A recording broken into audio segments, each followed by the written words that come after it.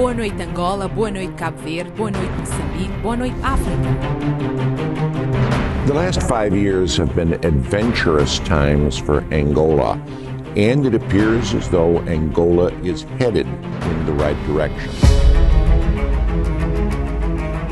When I look at the landscape of Africa, and I look at the talent pool of African leaders, by far John Lawrence is the forefront and at the head of the line. President Lorenzo has moved his country more toward an opportunity society and free market-based economics, something which is rare, if not out of the question, in contemporary Africa. Down a travel ban on 8 African nations. They get determined. If you see what has happened in Angola in the past 5 years, you realize that though it has not been perfect, if you see how the country has moved, you realize that the fight against corruption has been a key driver of the current administration. Fight against corruption, trying to strengthen democracy, and those are the things that the Biden administration is looking at. Democracy has not been friendly to the African continent.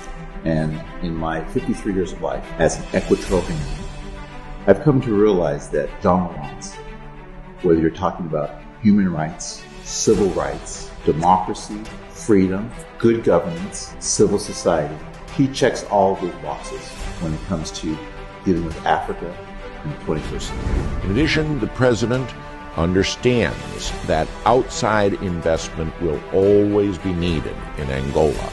That is a fact of life, and that means he'll deal with the International Monetary Fund, the European Union, and yes, China, but not letting anyone become a dominant player in the Angolan economy. And because we are seeing people who being prosecuted, we are seeing people who were untouchable in Angola right now in jail. We are seeing people who no one could have believed that those people could have spent even a day in jail. We are seeing money being recovered from people.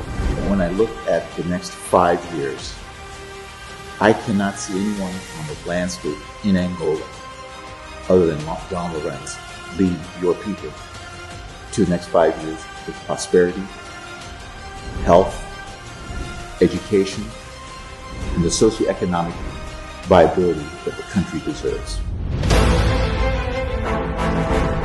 Overall, that's a pretty good record for 5 years, and when one realizes that President Lorenzo is only the 3rd president since Angola became independent, it's hard, and this is from an old political reporter, to assess any formidable opponent to him, and I question whether there should be.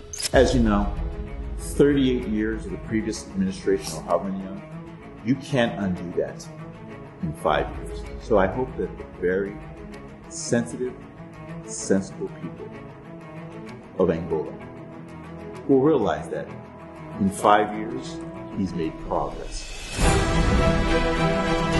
The country seems to be headed in the right direction. I just hope that he'll be able to maintain it, continue to fight corruption, continue to create jobs, and have that strong partnership with the U.S.